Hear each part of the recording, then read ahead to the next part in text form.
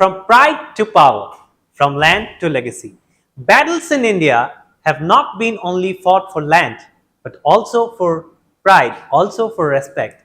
And these battles have shaped not only the boundaries of the country, but also the socio-political fabric of India as we see it today. So, guys, my name is Sonar, and today we are going to discuss about some of the important battles that have been fought in India up to the beginning of the Sultanate period.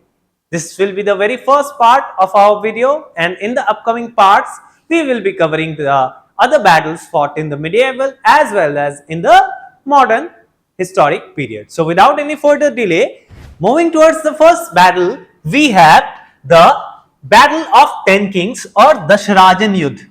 This is also famous as Dashrajan Yudh. And in this battle, we have seen that King Shudas of Bharat tribe, and they fought against the confederation of 10 kings. Now, these 10 kings were from various other tribes including Puru, Druhya, Anu, Alina, Paktha, Siva, Vaishan and others. So, this was the confederation of the 10 kings, and they fought with the King Shudas of the Bharata tribe, and out of everyone's surprise, the Bharata tribe, they emerged as victorious. So, the 10 confederation of 10 kings was not that useful. So, in this particular war was fought around 1500 BC to 1300 BC on the river banks of Ravi river, and Ravi river in the ancient time it was known as Parushni river.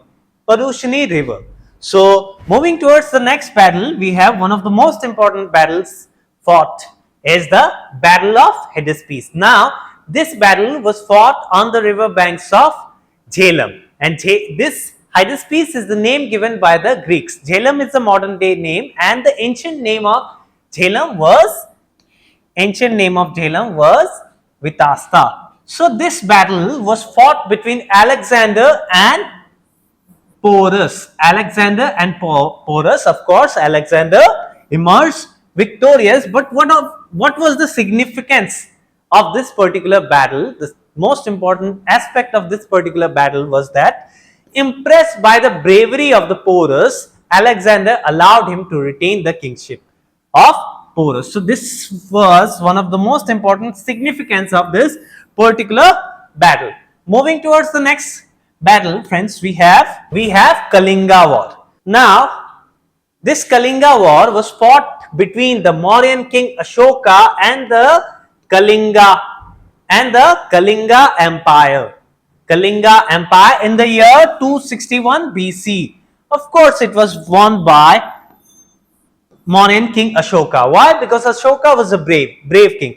But what we witnessed after this particular war, that though Ashoka won the war, but he realized what could be the outcome of a war. War is never having any good outcomes, and after that he renounced the path of violence and moved towards spirituality. Moving towards the next war, we have the first Battle of Tarain. Now, we are going to discuss about two battles of Tarain. This is the first Battle of Tarain, and we will also be discussing about second Battle of Tarain.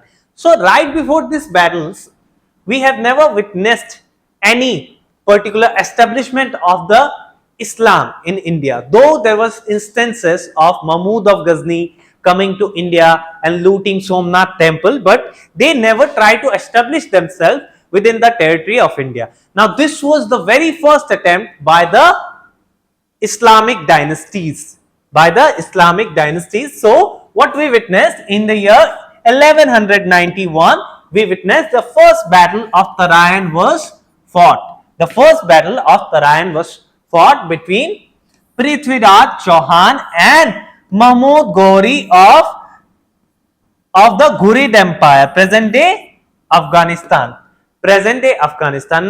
So, what we saw that Prithviraj Chauhan won the very first battle, but despite executing the other king, he decided to show a gesture which changed the entire picture of India. Now what we see is that we saw that Mahmud Ghori was released by Prithviraj Chauhan after receiving several gifts from Prithviraj Chauhan. Now Prithviraj Chauhan didn't know that Mahmud Ghori will be returning 1 year after that first battle of Tarain to fight a bigger and more devastating war this time.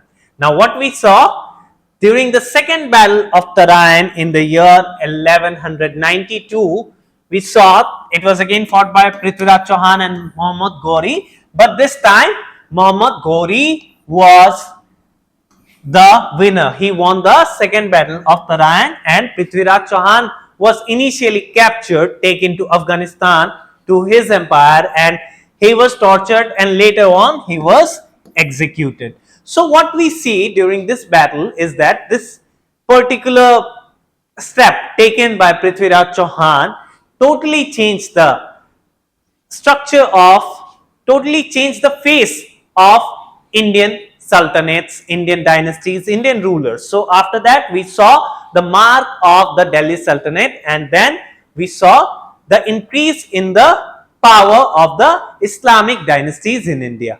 So what we saw, this second battle of Tarain marked the turning point in Indian history. It paved the way for Muslim rule in northern India and led to the establishment of the Delhi Sultanate, and Muhammad Ghori appointed Qutubuddin Aibak as his viceroy, who later on established the slave dynasty. Qutubuddin Aibak was the first king of the slave dynasty or Mamluk dynasty. So friends, these were the important battles up to the establishment of the Delhi Sultanate kingdoms, or up to the establishment of Delhi Sultanate. In the upcoming video, we will be discussing about the battles which was fought after the establishment of the Delhi Sultanate. So if you want more such videos, stay connected with Edufy.